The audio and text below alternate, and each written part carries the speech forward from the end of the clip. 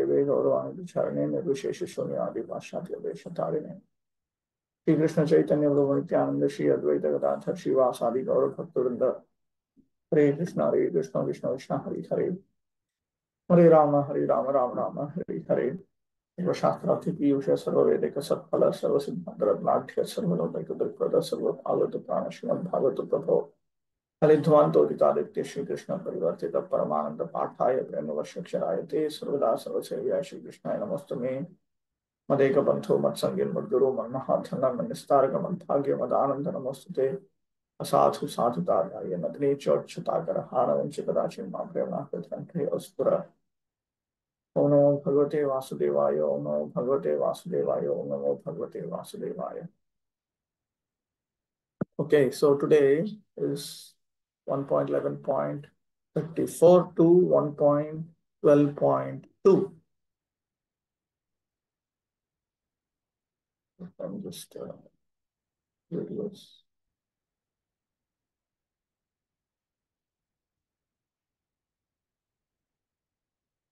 That's all. It's a long purpose.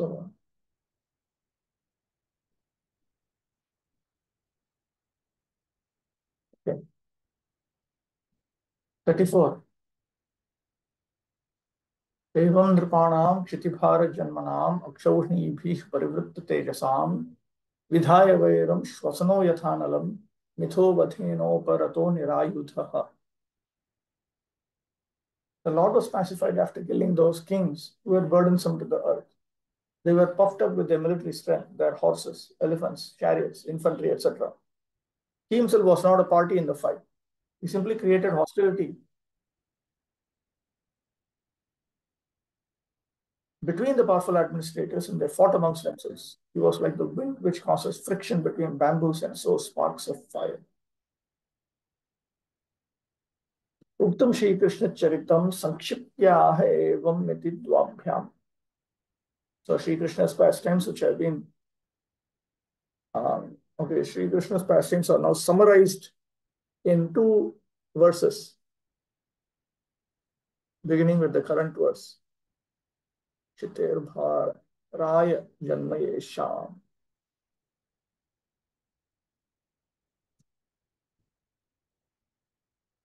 The people who were arranged to be killed had taken birth just to be a burden on the earth.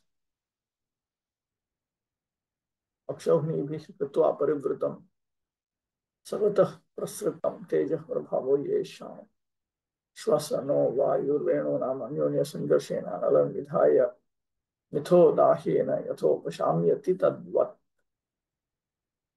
This is a parallel verse in the 11th canto.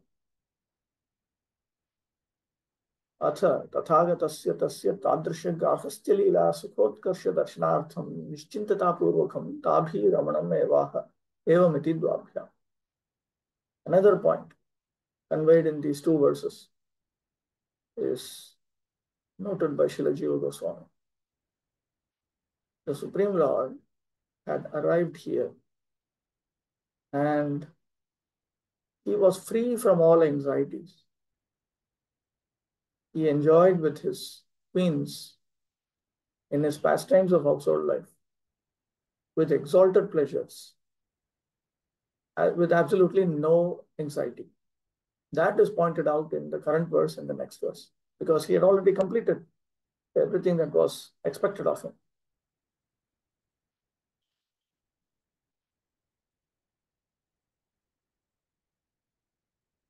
Vishnu Chakravarti Thakur points out that Lord Krishna did not have any other duty to execute.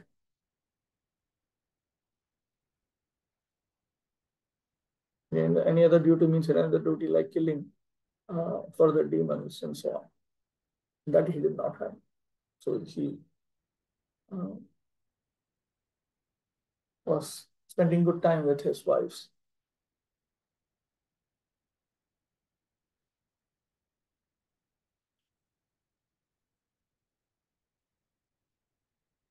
As stated above, the living beings are not factual enjoyers of things which are manifested as God's creation. The Lord is the genuine proprietor and enjoyer of everything manifested in his creation. Unfortunately, influenced by the deluding energy, the living beings become false enjoyers under the dictation of the modes of nature. Puffed up by such a false sense of becoming God, the deluded living beings increase their material strength by so many activities and thus become a burden on the earth. So much so that the earth becomes completely uninhabitable by the sane. The insane, they are quite happy. It is only the sane who are unhappy. This state of affairs is called dharmasya glani, or misuse of the energy of the human being. When such misuse of human energy is prominent, the saner living beings become perturbed by the awkward situation created by the vicious administrators who are simply burdens on the earth. And the Lord appears by his internal potency just to save the saner section of humanity and to alleviate the burden due to the earthly administrators in different parts of the world. He does not favor any of the unwanted administrators, but by his potent power, he creates hostility between such unwanted administrators as the air creates fire in the forest by the friction of the bamboos. The fire in the forest takes place automatically by the force of the air. And similarly, the hostility between different groups of politicians takes place by the unseen design of the Lord. The unwanted administrators, puffed up by false power and military strength, thus become engaged in fighting amongst themselves over ideological conflicts and so exhaust themselves of all powers. The history of the world reflects this factual will of the Lord, and it will continue to be enacted until the living beings are attached to the service of the Lord. In the Bhagavad Gita 7.14, this fact is very vividly described. There it is said, the deluding energy is my potency, and thus it is not possible for the dependent living beings to supersede the strength of the material modes. But those who take shelter in me, the personality of Godhead Sri Krishna, can cross over the gigantic ocean of material energy. This means that no one can establish peace and prosperity in the world by fruitive activities or by speculative philosophy or ideology. The only way is to surrender unto the Supreme Lord and thus become free from the illusion of the deluding energy. Unfortunately, persons who are engaged in destructive work are unable to surrender to the personality of Godhead. They are all fools of the first order. They are the lowest of the human species of life. They are robbed of their knowledge, although apparently they seem to be academically educated. They are all of the demoniac mentality, always challenging the supreme power of the Lord. Those who are very materialistic, always hankering after material power and strength, are undoubtedly fools of the first order because they have no information of the living energy. And being ignorant of that supreme spiritual science, they're absorbed in material science, which ends with the end of the material body. They are the lowest of human beings because the human life is especially meant for re-establishing the lost relation with the Lord. And they miss this opportunity by being engaged in material activities. They are robbed of their knowledge because even after prolonged speculation, they cannot reach to the stage of knowing the personality of Godhead, the summum bonum of everything. And all of them are men of demoniac principle, and they suffer the consequences, as did such materialistic heroes as Ravana, Hiranyakashipu, Kamsa, and others. This is a point that Prabhupada often brings up. That whenever we become demoniac, then Krishna makes an arrangement for us to be destroyed by ourselves. He will not necessarily interfere. One has to be not just a hero to be, one cannot just be just an ordinary demon. One has to be a very heroic demon to be killed by Krishna himself. Non-heroic demons are just destroyed. He just puts them together and they just destroy themselves. 35. स एष नरलोकेस्मिन् अवतीर्णः स्वमायया रेमे स्त्रीरत्नकूटस्थो भगवान् प्रकृतौ यथा. That Supreme Personality of Godhead, Sri Krishna, out of his causeless mercy, appeared on this planet by his internal potency and enjoyed himself amongst competent women as if he were engaged in mundane affairs. Sri Ratnakutastha, Uttama Stri Kadambastha.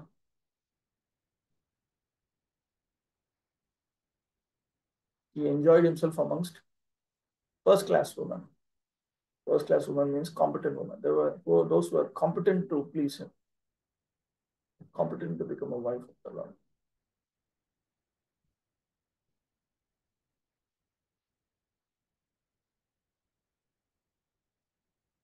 स्वेषु निजजनेषु या माया कृपा तत्सुखचिकीर्षा मय प्रेमा तया लोके अवतीर्णयति तस्या एव सर्वावतार प्रयोजनेन तद्वा श्रीरत्नकूटस्थोऽपि तादृशरमणवशक्तारी प्रेम विशेष रूपया तया एव रेमे. So he enjoyed himself with these first class ladies.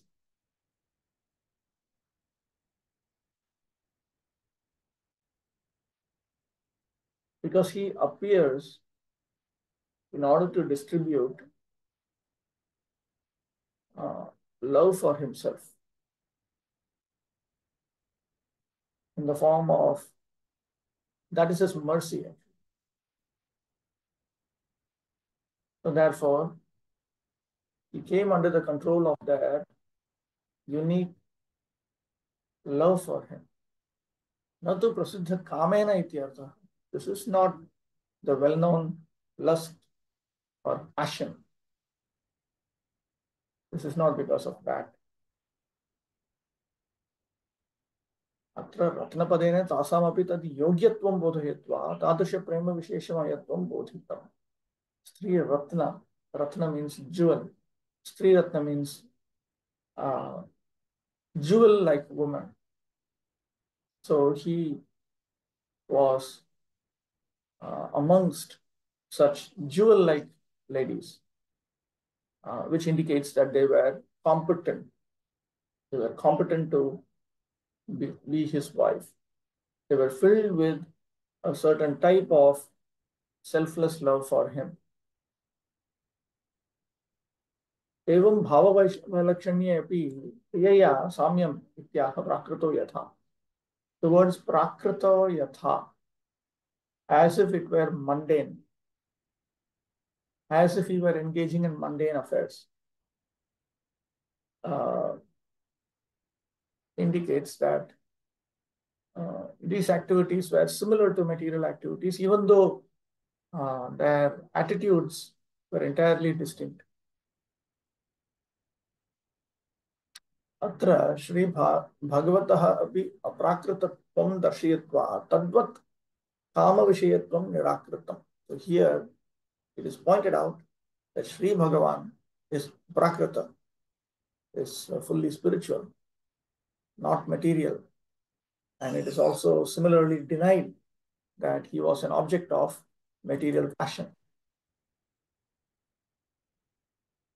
Swamaya ya indicates that it was through his yogamaya that he enjoyed himself with them. Sri Ratna Kutastha indicates that he was situated amongst each and every one of his wives through extensive expansion of himself.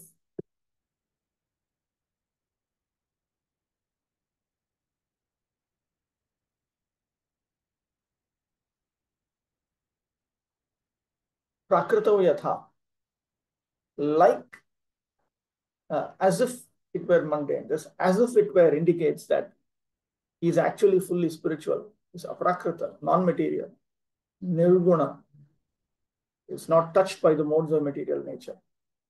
So he was engaged in that kind of enjoyment with his wives.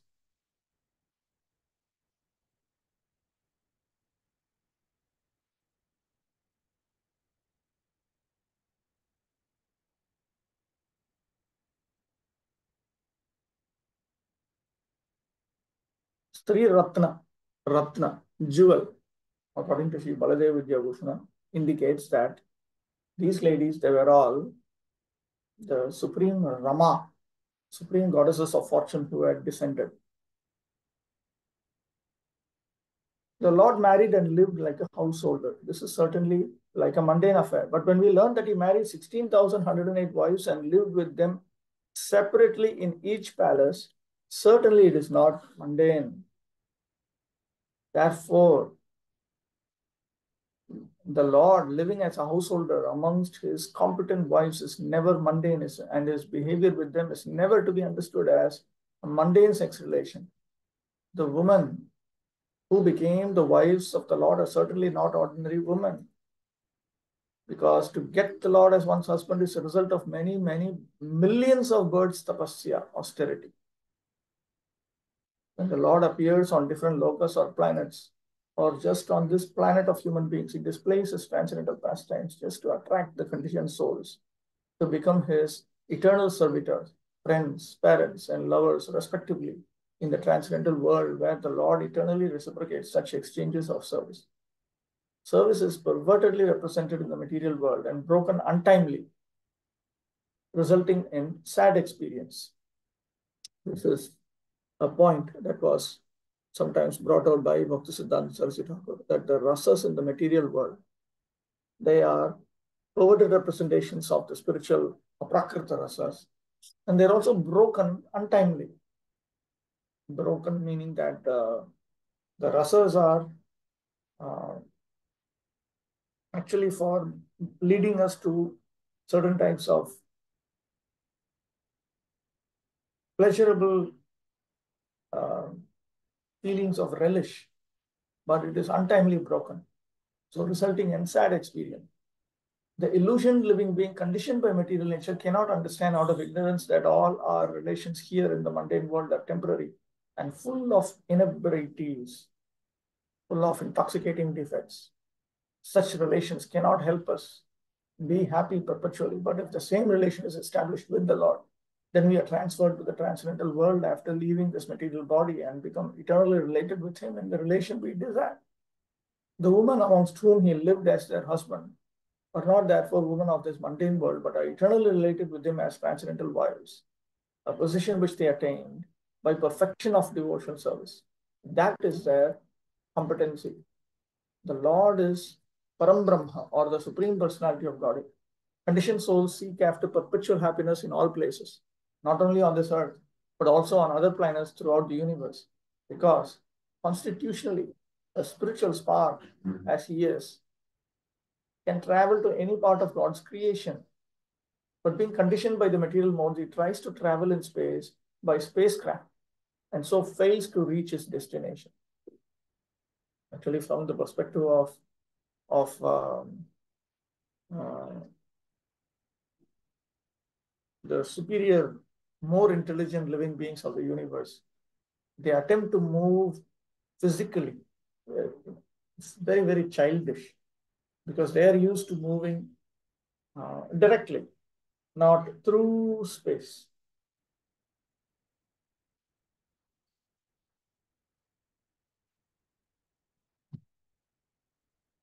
The law of gravitation is binding upon him like the shackles of a prisoner. By other processes, he can reach anywhere, but even if he reaches the highest planet, he cannot attain that perpetual happiness for which he is searching life after life. When he comes to his senses, however, he seeks after Brahman happiness, knowing it for certain that unlimited happiness, which he is seeking, is never attainable in the material world.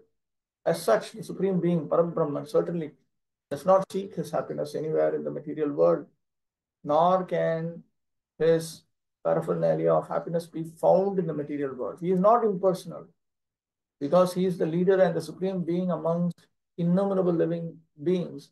He cannot be impersonal. He is exactly like us. And he has all the propensities of an individual living being in fullness. He marries exactly like us, but his marriage is neither mundane nor limited by our experience in the conditioned state. His wives, therefore, appear like mundane women, but factually, they're all transcendental liberated souls, perfect manifestations of internal energy.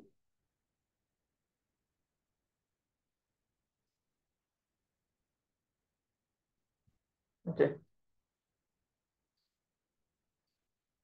36. उद्दाम अभाव पिशुनाम अलवल गुहास व्रीडा वलोक निहतो मदनोपि यासाम सम्मुख्य चाप मजहात प्रमदोत्तमास्था यस्येन्द्रियम विमथितुम गुहकैर्न शेकु. Although the queen's beautiful smiles and furtive glances were all spotless and exciting, and although they could conquer Cupid himself by making him give up his bow in frustration, and although even the tolerant Shiva could fall victim to them, still, despite all their magical feats and attractions, they could not agitate the senses of the Lord.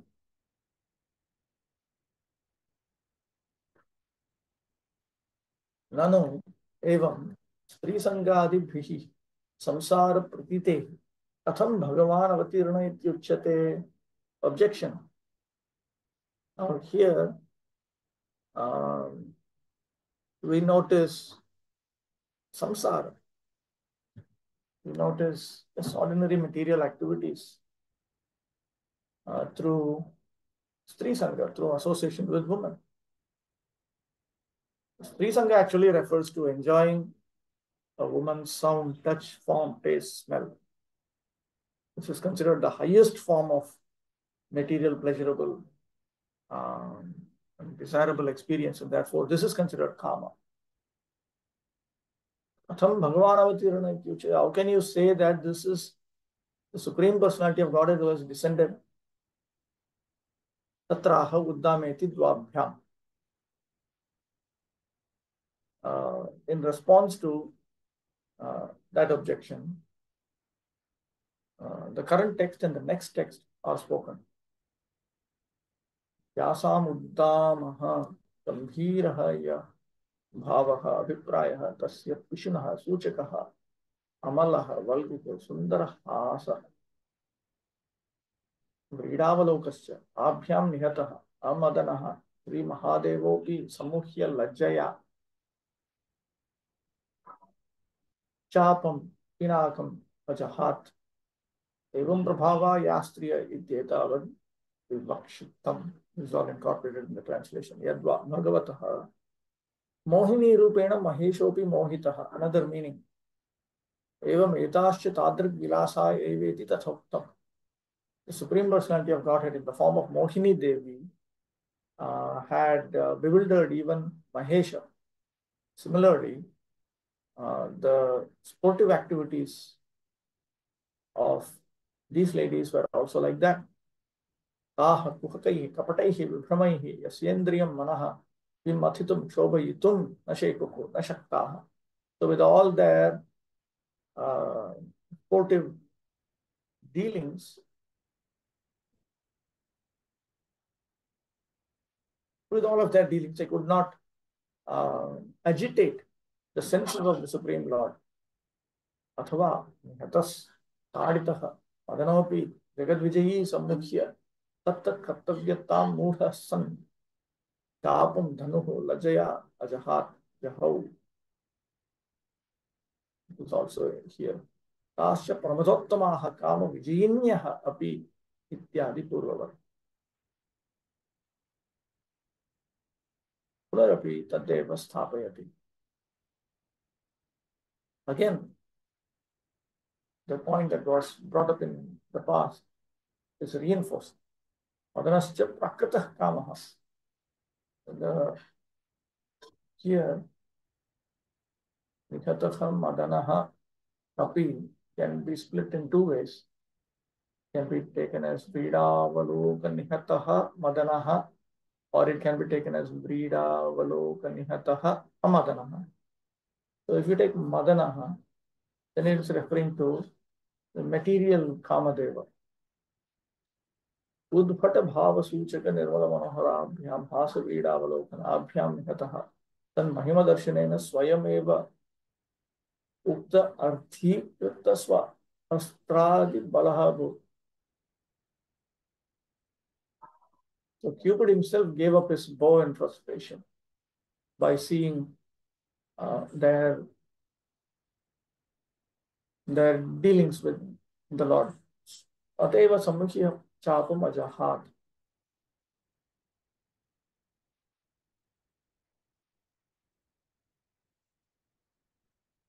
So he did not use his weapons. Kamadeva did not use his weapons. Tathapi, despite that, Pramadottamaha Brahmadena Prakrishta Premananda Visheshena Paramotkrishtaha Taha. Here he explains this word Pramadottama. Pramada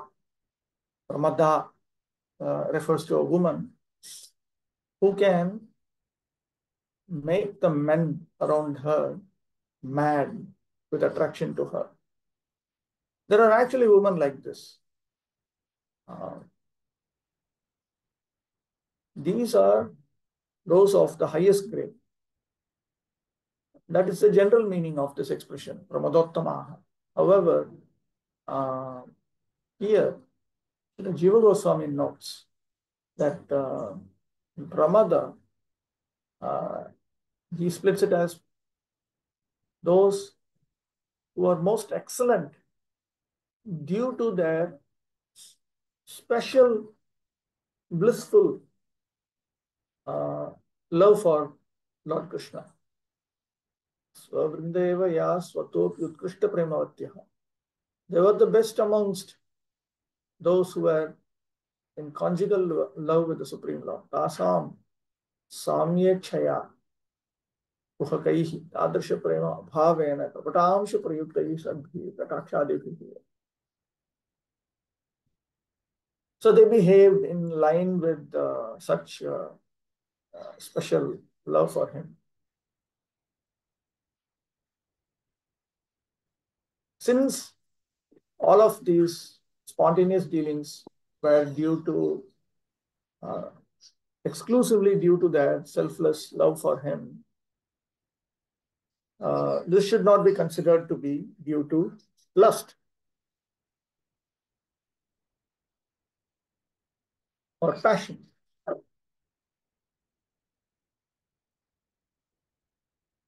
Now, Chakravarti Thakur also brings up a related question.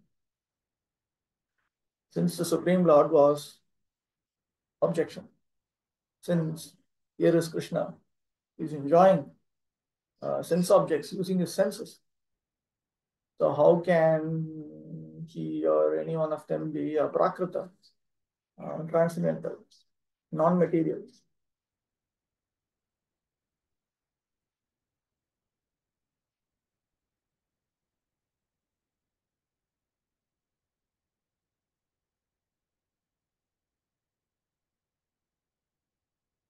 The reason why Cupid became frustrated is brought out here. He thought that even without me using my bows, Kamadeva uses 5 weapons: sound, touch, form, taste, smell. With this only he makes females attracted to males, makes males attracted to female. So even without him employing his Panchabhana, his 5 arrows,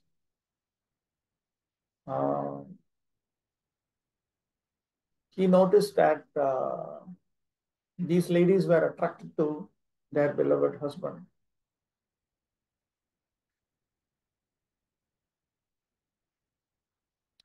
So everything was filled with excessive sweetness.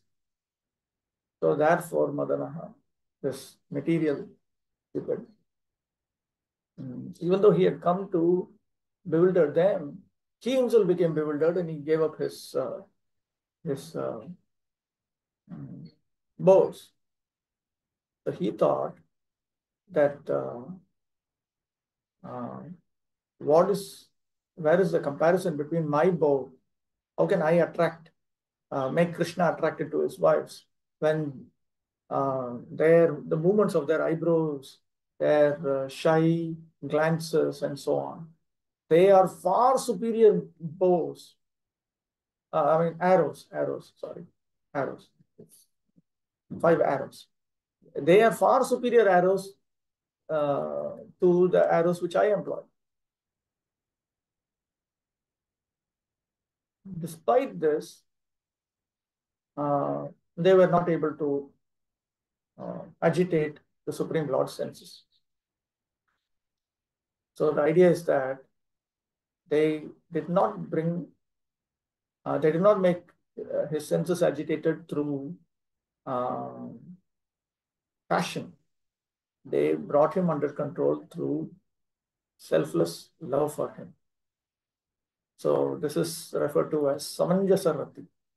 So they have that kind of exalted conjugal love for him, which is filled with love of Godhead.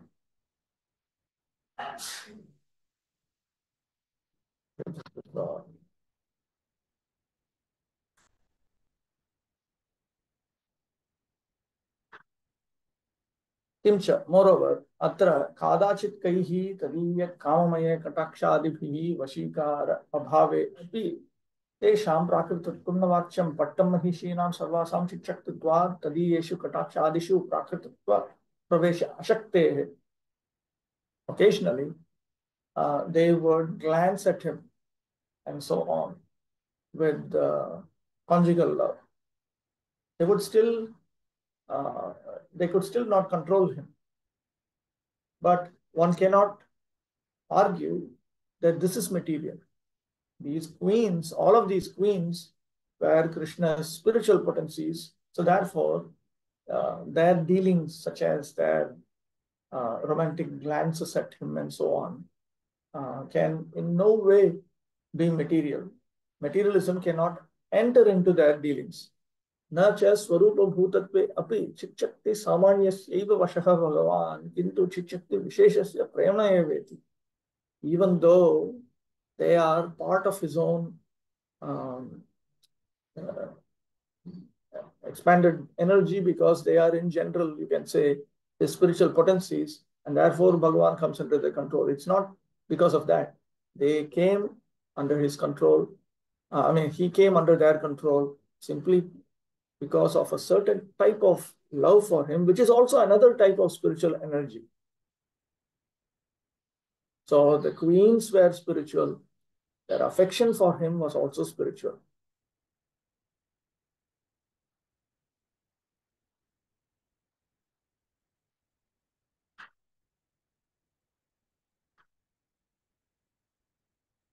Sri Baladev Devotion also says that it is not because of their particular gestures that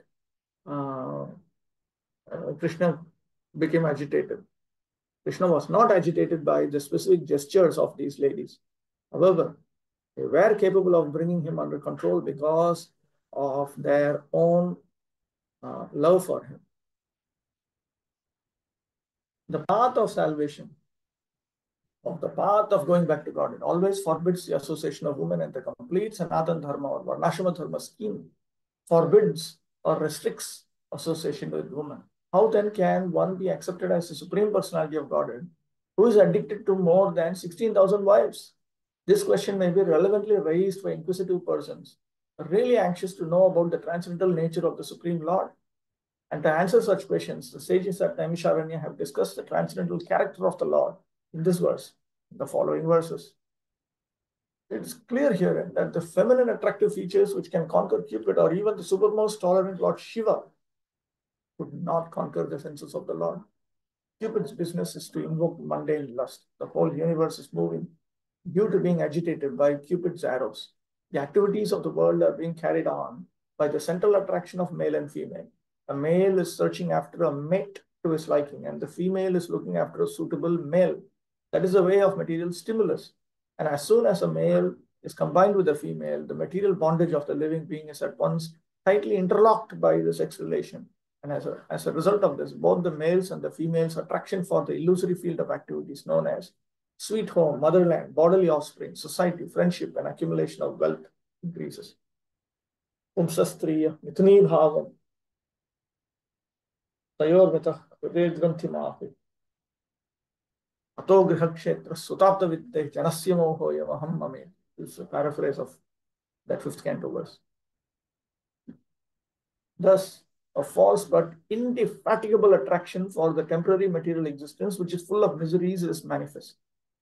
Therefore, those who are on the path of salvation for going back home, back to Godhead, are especially advised by all scriptural instruction to become free from such paraphernalia of material attraction. And that is possible only by the association of the devotees of the Lord, who are called the Mahatmas. There is a statement. Mahadva, what is that?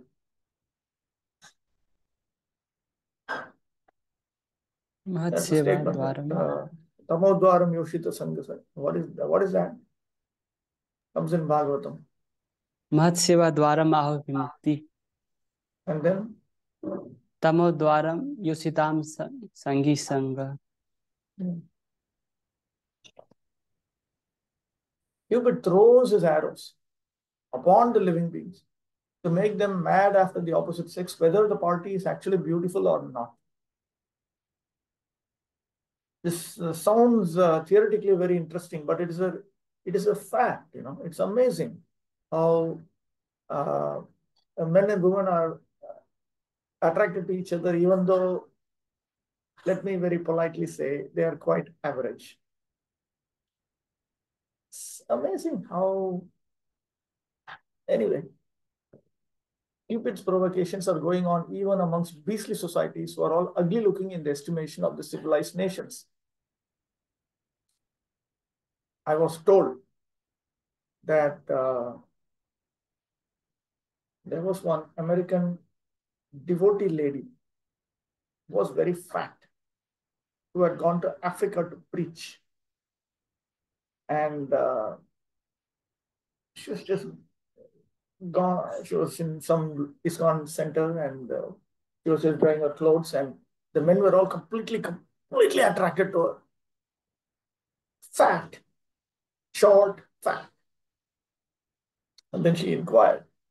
And then it was told that in those regions, a woman who is short and fat is considered excessively beautiful. So different places have different concepts of what is beautiful, what is not beautiful. And, and if you tell them, no, this is beauty, and then they'll simply slap you. That's all. No, we know what is beauty. But we have our own sense of what is beauty. So everybody's got his own sense of what is beauty. Thus, Cupid's influence is exerted. There's nothing wrong with being short and fat. That I also accept. Ultimately, of course, that's another type of material passion that you have to look at. You have to look at the mind. This is another thing. That's another type of Maya.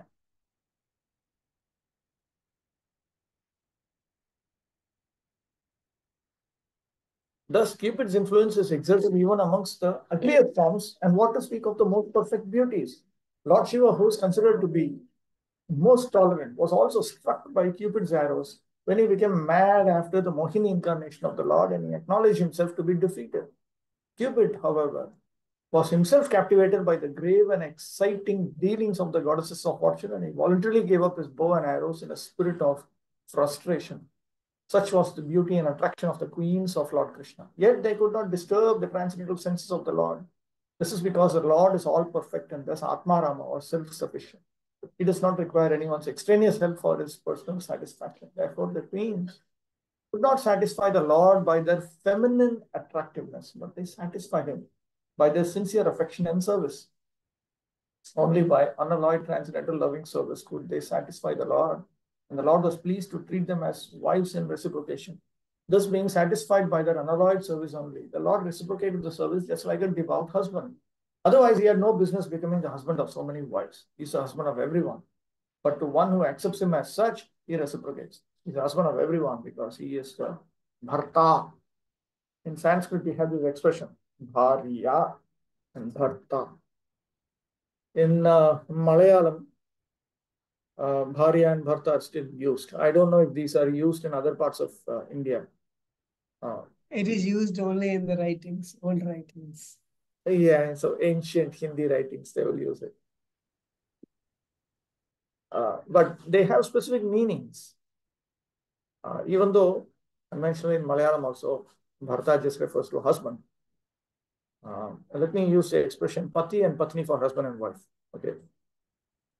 A Pati is meant to be a Bharta.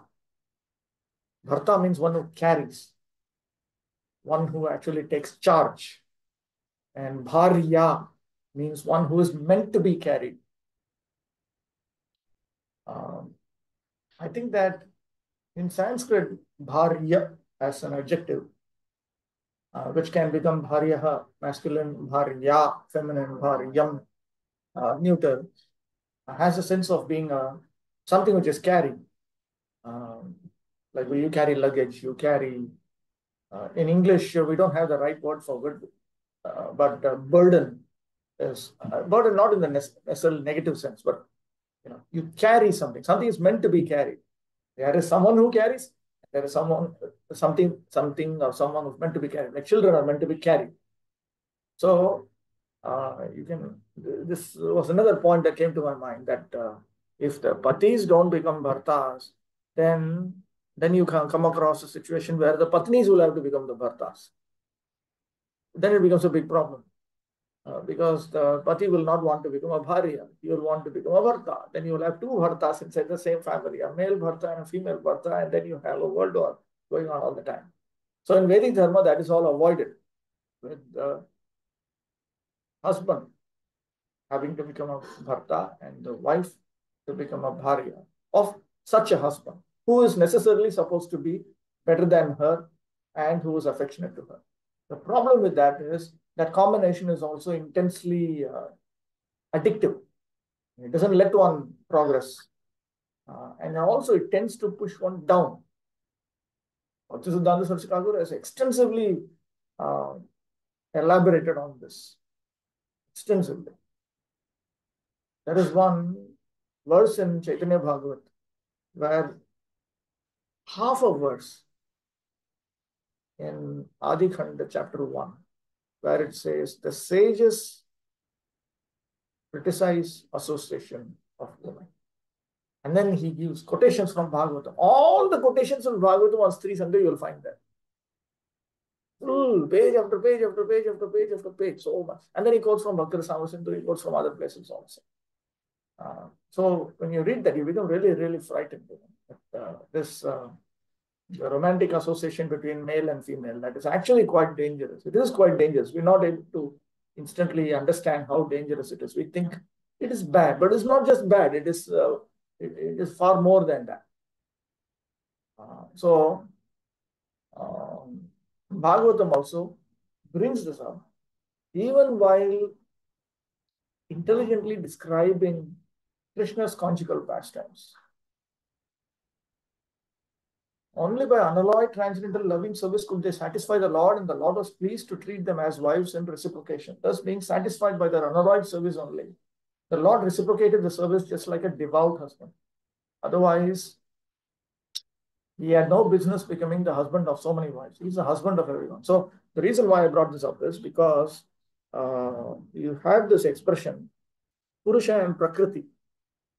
Within the material world, the living entities are considered Purusha. Material nature is Prakriti. However, from the spiritual point of view, Krishna is the Purusha. And the Jivatmas are actually Prakriti. The thing is, the Jivatma, they can choose to either enter into a Prakriti mode or into a Purusha mode. They can either choose to become Krishna's Prakriti, or they can choose to try to become Maya's Purusha. Purusha in Tamil actually means husband. It's not just a man. Husband, trying to lord it over. So in reality, Krishna is the Purusha. Or you can say Krishna is the actual Purusha, Paramarthika Purusha. So he is the Purusha and we are his Prakritis. So therefore, Prabhupada rightly remarks from the spiritual perspective, Krishna is the husband of everyone. He is the Purusha. He is the Bharta. He is the real, from the real Paramarthik point of view, the actual description of reality. He is Bharta. We are all Bharya. We are all meant to be taken care of by him. When we try to become Bharta, then it becomes it is not very satisfactory. Let me say it like that. But to one who accepts him as such, he reciprocates. This unalloyed affection for the Lord is never to be compared to mundane lust. It is purely transcendental. And the grave dealings which the queens displayed in natural feminine ways were also transcendental, because the feelings were expressed out of transcendental ecstasy. It is already explained in the previous verse that the Lord appeared like a mundane husband, but factually his relation with his wives was transcendental, pure and unconditioned by the material nature. You can see how expertly Prabhupada explains the points brought out by Vishnu Chakravarti Thakur, Jiva Goswami, and Sridhar Swami in a manner understandable to a modern audience, without adulterating the subject matter. 37. Tammayam manyate loko hyasangam api sanginam atmaupam yena manujam Vyaprinvanam yato bhutaha. The common materialistic conditioned souls speculate that the Lord is one of them. Out of their ignorance, they think that the Lord is affected by matter, although he is unattached. Tam Shri Krishnam ayam prakritaha lokaha atmaupamyena swasadrishyena sangiram manujam manyate. Atra hetu vyaprinvanam vyapriyamanam yataha ayam amutaha atattvagyaha. It is out of their ignorance. This is the reason.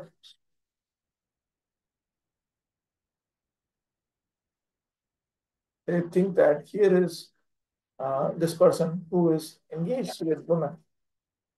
Abhudaha indicates that they don't know the truth about Lord Krishna and his queens. Therefore, they are foolish due to ignorance. Tasmadetat tattvam avidya yaiva tamayam iti. Ayam sadharana lokaha saktamapi prakrita guneshu anasakamapi yataha atma upam yena manujam vyaprinvanam kamadi vyapari yuktam cha manyate. So they think that he is just under the control of passion and so on.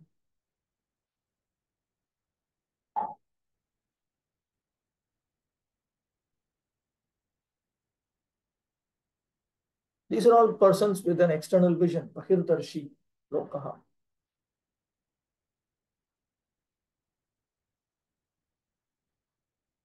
Shri Vishwanath Chakravarti Thakur gives an example of what kind of dealing of the Lord convinces these people that Krishna is also materialistic.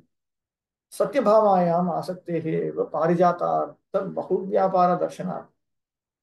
Because of his emotional attachment to Satyabhama, that he engaged in so many different activities which are plainly visible. In order to get Parijata, he did so many things. He went, he quarreled with the demigods, so many things he did just to make her happy. Ataha abhudaha, sadda sad vivechana shunyaha. Abhudaha indicates that these persons are devoid of the discrimination between spiritual and material.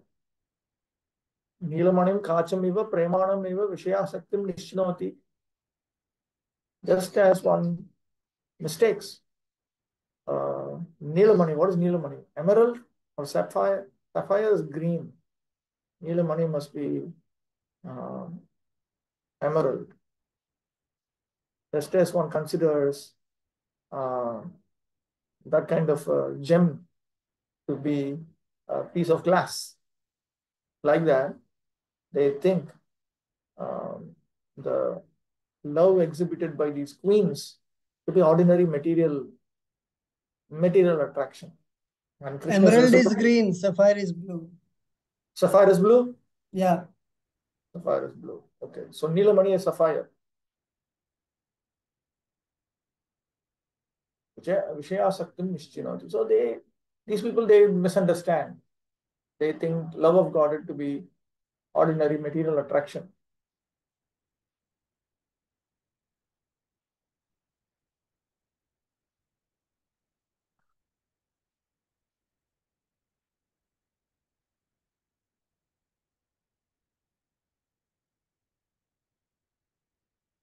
The word abhudaha, foolish because of ignorance,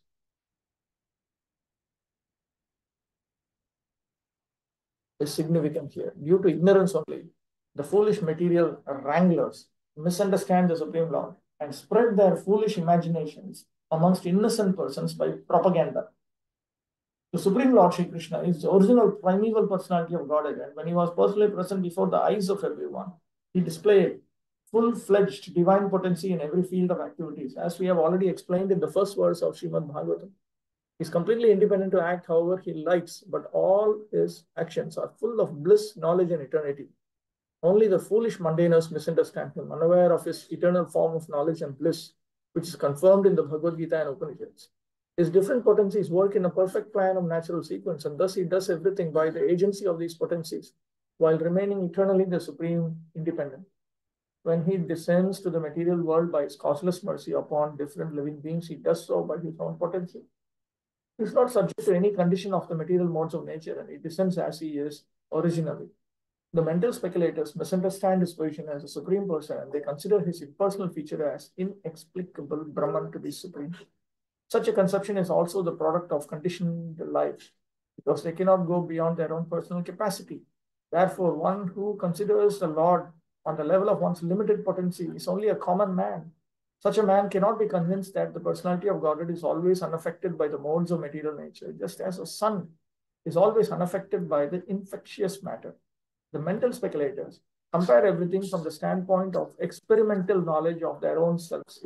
Thus, when the Lord is found to act like an ordinary person in matrimonial bondage, they consider him to be like one of them, without considering that the Lord can at once marry 16,000 wives or more. Due to a poor fund of knowledge, they accept one side of the picture while disbelieving the other. This means that due to ignorance only, they always think of Lord Krishna to be as being like themselves and make their own conclusions, which are absurd and unauthentic according to the version of the Srimad Bhagavatam. 58. एतद्दीशनमीशस्य प्रकृतिस्थोपि तद्गुणैः न युज्यते सदात्मस्थैर्यथा बुद्धिस्तदाश्रया.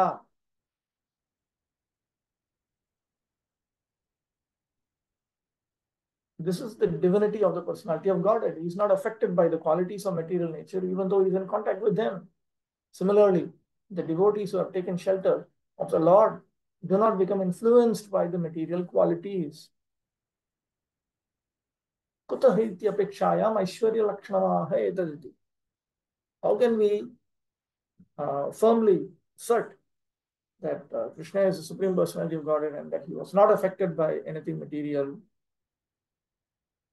That is specified here through the current verse, which characterizes Krishna's Aishwara nature, his nature of being the Ishvara.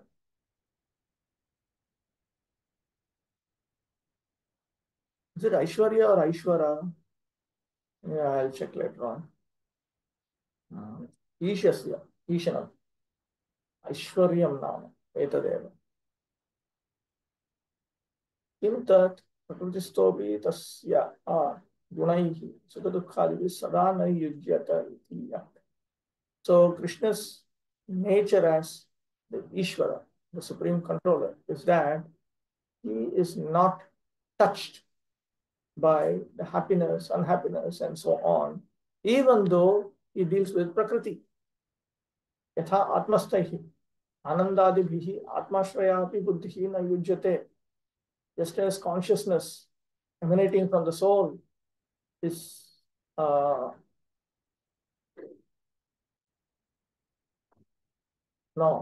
just as buddhi, which is sheltered by the soul, is not touched by the soul's bliss and so on, like that. Another example.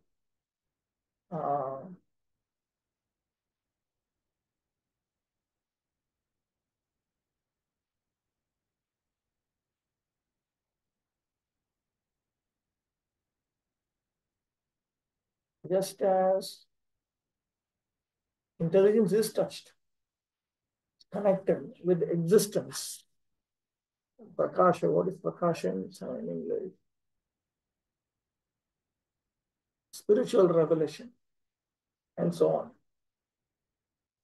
Asad atmadeha tatrasthai gunaihi tadashraya abuddhihi tadupadihi jivaha yatha yujyate.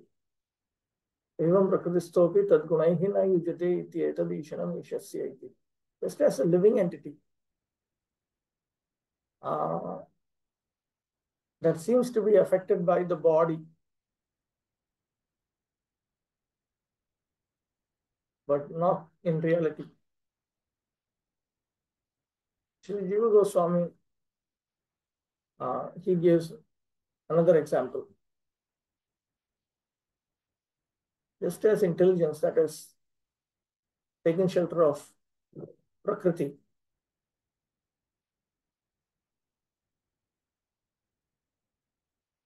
that intelligence is connected.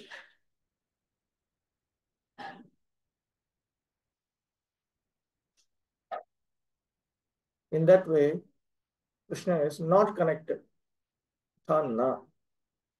This is the reverse example. Otherwise,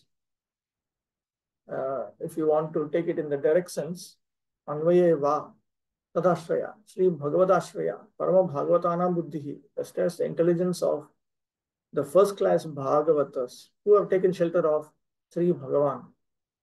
Yatha Prakritistha Katanchit Tatra Patitapi na yujyate. Even though their intelligence falls into material nature, it is not connected with them.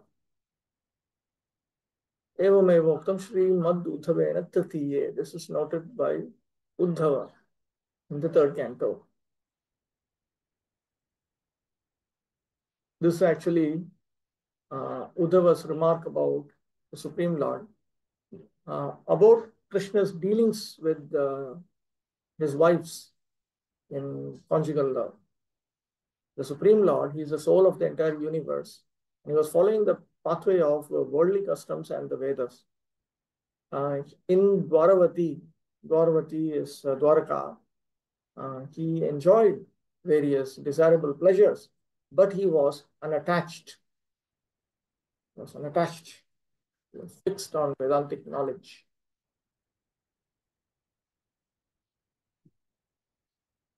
Krishna Chakravarti brings up the objection. Okay, one might say they're all his spiritual potencies, therefore his enjoyment with them is beyond the modes of material nature.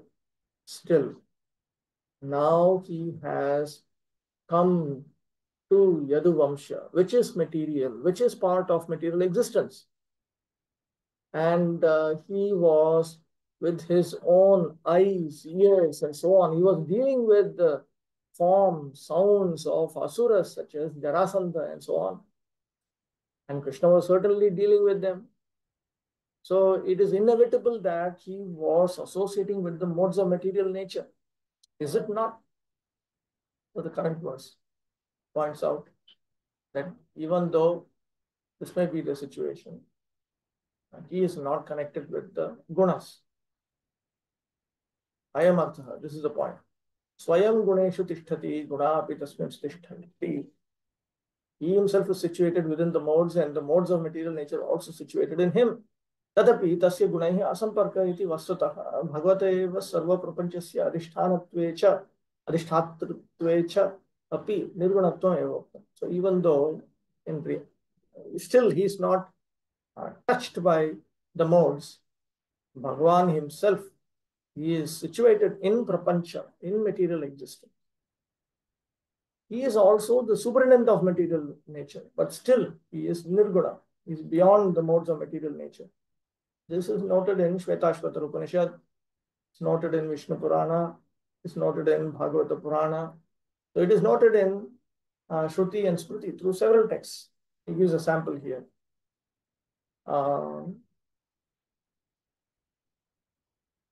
Just as the intelligence of the first class devotees in the form of remembrance of the Supreme Lord, even though that intelligence of the first class devotees is amidst happiness, glorification, criticism, etc. It is amidst satisfaction, hunger, thirst, and such forms of pain. It is amidst wakeful state, dreamless, deep sleep, and so on. And deep sleep. So these are all different features of Satoguna, Rajoguna, Tamoguna. Still, these first class devotees are indifferent to them and they are not affected in any way. Tathaiva, in a similar manner, Prakritan Vishayan, Adadanasya api tasya teshu asakti shunyatvat natair yogaha. So because the Supreme Lord is not addicted, affected, he is not attached to the sense objects, even though he is dealing with them, there is no relationship, there is no connection with them.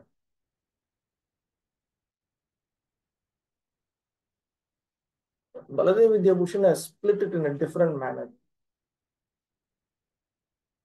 Na yujyate sadatmastaihi.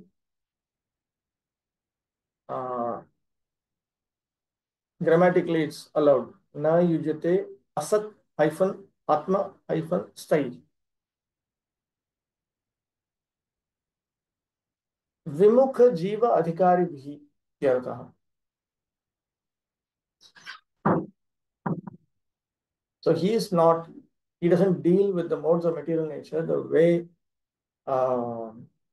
those who are averse to him, the jivas who are averse to him, and who are officiating different aspects of the universe.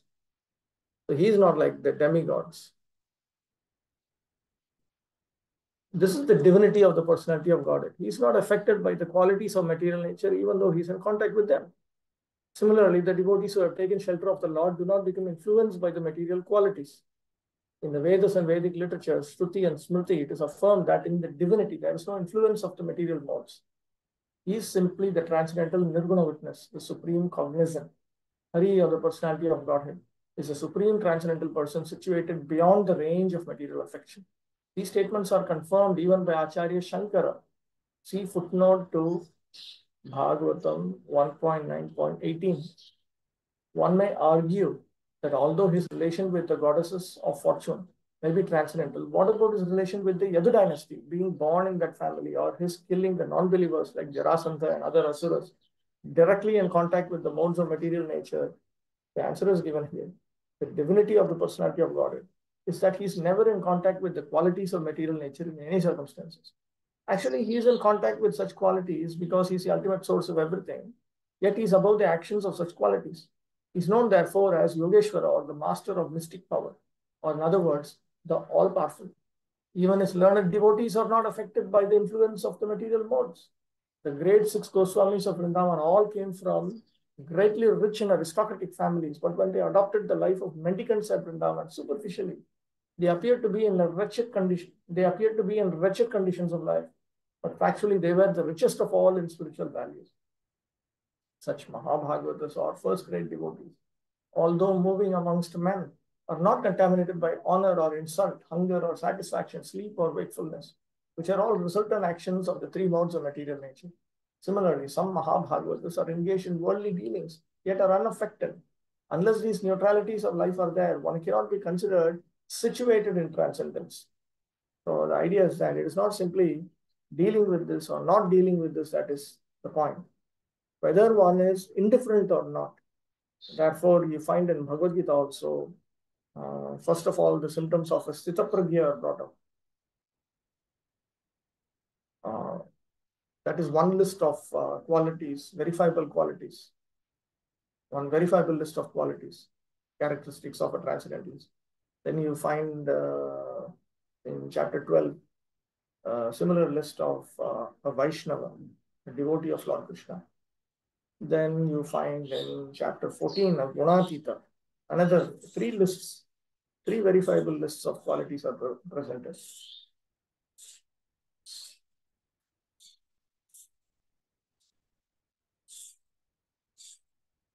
Unless the divinity and his associates are on the same transcendental plane, and their glories are always sanctified by the action of Yogamaya, or the internal potency of the Lord.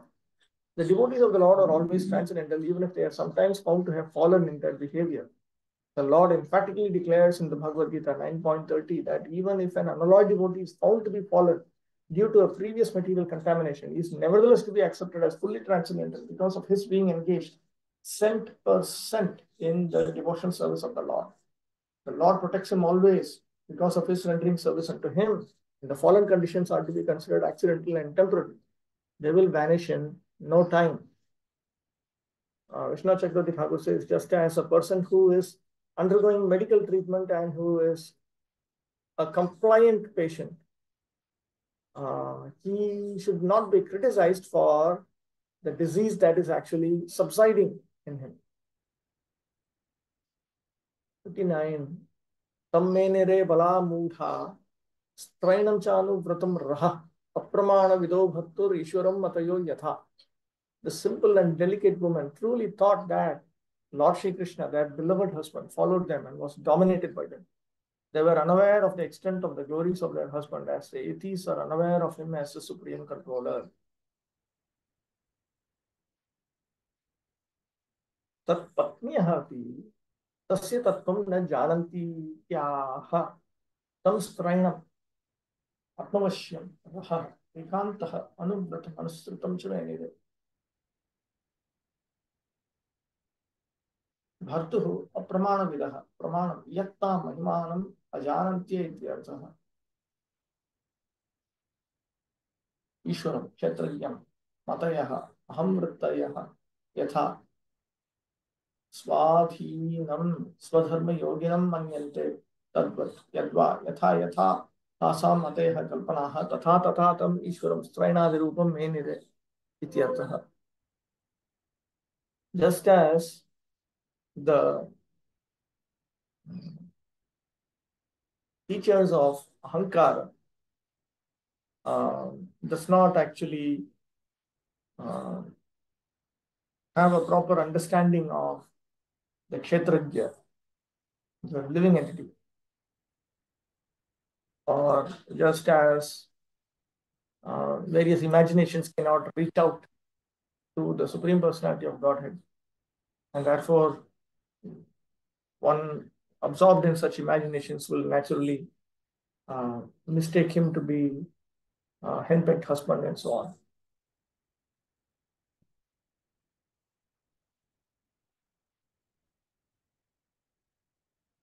The Jiva Goswami says, oh, how is it that these queens did not understand his Aishwarya nature, his lordly nature? Because if they were to know it, then certainly in their confidential sportive dealings with him, there would be defects.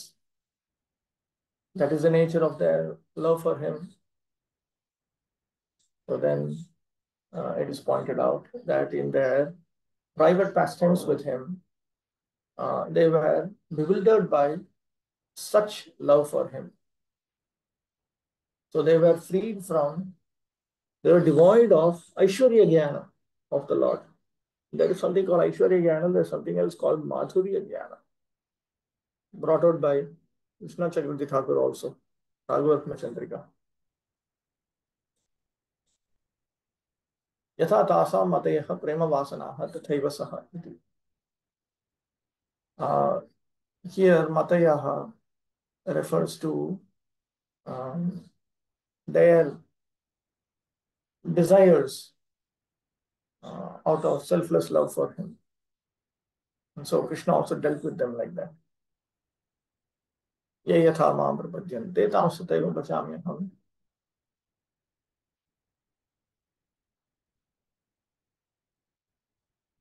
Krishna Chakravarti Thakur brings up another point. The Supreme Lord has constantly so much attachment to them. So these queens, they would know about him. Do they know about him fully? No. Rasa pushti siddhyartam tasam swarupa bhutanam api yoga mayaya bhagavata eva swa sampurna jnana avarana aha api tam na jananti.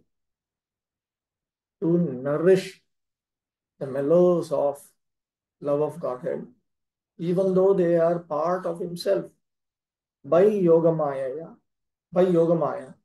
as arranged by Bhagavan himself, their knowledge, their complete knowledge of Godhead has been covered up. So therefore they don't know everything about him. Just as those who are bewildered, they do not understand. This is a good example. Just as one who is swimming, sporting in the ocean, does not know about the extent of that ocean. So like that, these ladies did not know about the extent of their husband. Just as one's intelligence, even though it is employed to understanding the scriptures, and the intelligence of the persons who are in fact writing various religious texts, they try to understand the nature of Ishvara, the Supreme Lord. So some of them, they say he is the ingredient cause of the universe. Some of them, they say that the Supreme Lord is the controller of the universe. And some of them, they say that he is the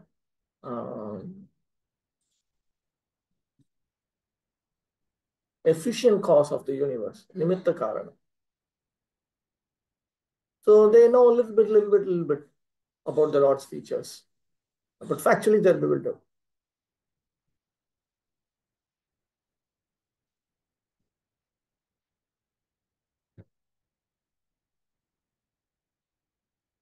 Baladev Vidyabhushan, he says that just as the Vaisheshika philosophers and so on, they consider the Supreme Ishvara, who is actually filled with unlimited spiritual attributes, to be possessing a limited number of qualities. So like that, there are those who do not know about the true glories of the Supreme Lord. Even the transcendental wives of Lord Sri Krishna did not know completely of the unfathomable glories of the Lord. This ignorance is not mundane, because there is some action of the internal potency of the Lord in the exchange of feelings between him and his eternal associate. The Lord exchanges transcendental relations in 5 ways: as proprietor, master, friend, son, and lover. And in each of these pastimes, he plays fully by the potency of Yogamaya, the internal potency. He plays exactly like an equal friend with the cowherd boys, or even with friends like Arjuna. He plays exactly like a son in the presence of Yashoda Mata. He plays exactly like a lover in the presence of the cowherd damsels. And he plays exactly like a husband in the presence of the queens of Dwaraka. Such devotees of the Lord never think of the Lord as a supreme, but think of him exactly as a common friend, a pet son, or a lover or husband, very much dear to heart and soul. That is the relation between the Lord and his transcendental devotees, who act as his associates in the spiritual sky, where there are innumerable Vaikuntha planets. When the Lord descends, he does so along with his entourage to display a complete picture of the transcendental world, where pure love and devotion for the Lord prevail without any mundane tinge of lording it over the creation of the Lord. Such devotees of the Lord are all liberated souls, perfect representations of the marginal or internal potency, in complete negation of the influence of the external potency. That means without even the slightest influence of the external potency. The wives of Lord Krishna were made to forget the immeasurable glories of the Lord by the internal potency, so that there might not be any flaw of exchange.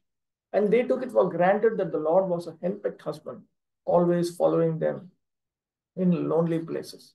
In other words, even the personal associates of the Lord do not know him perfectly well. So what do the thesis writers or mental speculators know about the transcendental glories of the Lord? The mental speculators present different theses as to his becoming the cause of the creation, the ingredients of the creation, or the material and efficient causes of the creation, etc. But all this is but partial knowledge about the Lord. Actually, they are as ignorant as the common man. The Lord can be known by the mercy of the Lord only, and by no other means. But since the dealings of the Lord with his wives are based on pure transcendental love and devotion, the wives were all on the transcendental plane without material contamination. Chapter 12, Birth of Emperor Parikshit. Shaunako Vacha. Ashwathamnopasrishtena brahmashirshnoru tejasa. Uttaraya hatogarbha ishen ajivitah punaha. The sage Shaunaka said, the womb of Uttara, mother of Maharaj Parikshit, was spoiled by the dreadful and invincible Brahmastra weapon released by Ashwatthama. But Maharaj Parikshit was saved by the Supreme Lord. Puroktam yat prasangayat draunid dandadi vistarat dvadashe tu tadevat parikshit janma varanyate. Because this was previously brought up, that Parikshit was attacked by Drauni, Dronacharya's son. And incidentally, there was a detailed presentation of the punishment of Ashwatthama and so on. Now, coming back to the original flow, in chapter 12, the birth of Parikshit is described. In text 12, it was already said that I will now speak about the Rajarshi Parikshit's birth, activities, and his liberation. I will also talk about the departure of the sons of Pandu, all of which give rise to Krishna Katha. So this was promised earlier. So the Pandavas being placed in their kingdom, rightful kingdom, was an introduction, and it was also incidental. So from chapter 7 up to chapter 11, this introduction and incidental discussion had taken place. Idanim Udghatikam Uktanuvada Purvakam Prikshati. So now this introductory subject is now restated in summary, and he is now going to ask a question. Shaunaka is going to ask a question. This is the sentence is completed in the next verse. Kritva Janmotsavam Raja Pautrasya Shri Parikshitah Dvadashe Bhavitadvrittam Viprayaruktam Upashrano. In the 12th chapter, it is pointed out that the king, King Yudhishthira, he conducted the birth celebration, the birth celebration of his grandson Shri Parikshit. He also heard the Vipra's description of his future activities. Naivashvatacharo bhakto rajavata vadidrishaha krishnam datarshyo garbhe yascha kalam nadandayat. Kalam, yes. Kalim. I'll leave it like that. This has to be checked. We have never heard of a devotee or a king like this. For he saw Krishna when he was in his mother's womb, and he could even punish time.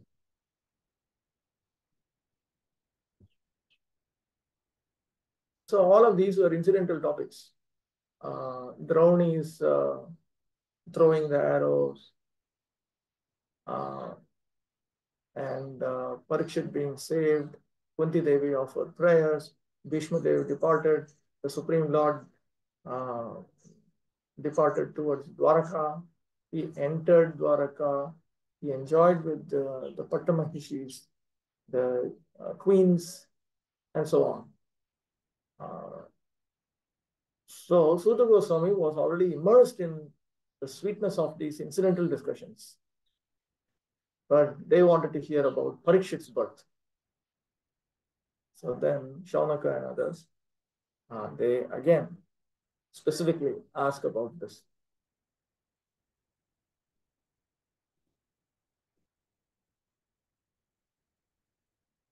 The sages assembled in the forest of Naimisharanya inquired from Suta Goswami about the birth of Maharaj Parikshit. But in the course of the narration, other topics like the release of the Brahmastra by the son of Drona, his punishment by Arjuna, Queen Kunti Devi's prayers, the Pandavas' visit to the place where Bhishma Dev was lying, his prayers, and thereafter the Lord's departure for Dwaraka were discussed. His arrival at Dwaraka and residing with the 16,000 queens, etc., were also narrated. The sages were absorbed in hearing such descriptions, but now they wanted to turn to the original topic, and thus the inquiry was made by Shaunaka Rishi. So the subject of the release of the Brahmastra weapon by Ashwatthama is renewed. 2. Tasya janma mahabuddhe karmani cha mahatmanaha nidhanam cha yathayvasi sapritya gatavan yatha. How was the great Emperor Parikshit, who was a highly intelligent and great devotee, born in that womb? How did his death take place, and what did he achieve after his death?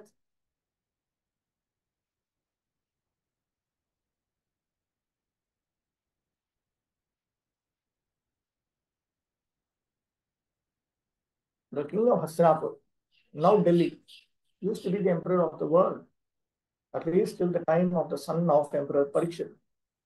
Maharaj Parikshit was saved by the Lord in the womb of his mother, so he could certainly be saved from an untimely death due to the ill will of the son of a Brahman. Because the age of Kali began to act just after the assumption of power by Maharaj Parikshit, the first sign of misgivings was exhibited in the cursing of such a greatly intelligent and devoted king as Maharaj Parikshit.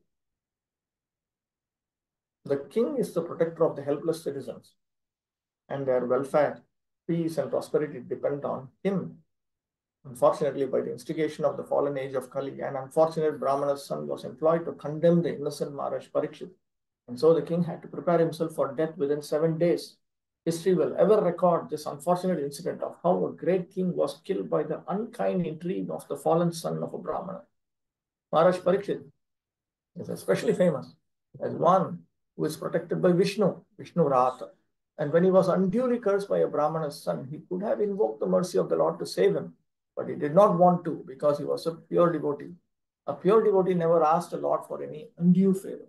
Maharaj Parikshit knew that the curse of the Brahman's son upon him was unjustified, as everyone else knew, but he did not want to counteract it because he knew also that the age of Kali had begun, and that the first symptom of the age, namely degradation of the highly talented Brahmana community, had also begun. He did not want to interfere with the current of the time, but he prepared himself to meet death very cheerfully and very properly. Being unfortunate, he got at least 7 days to prepare himself to meet death, and so he properly utilized the time in the association of Shukadeva Goswami, the great saint and devotee of the Lord. Okay, I'll stop with this. वाञ्छाकल्पतरुभ्यश्च कृपासिन्धुभ्यैव च पतितानां पावनेभ्यो वैष्णवेभ्यो नमो नमः।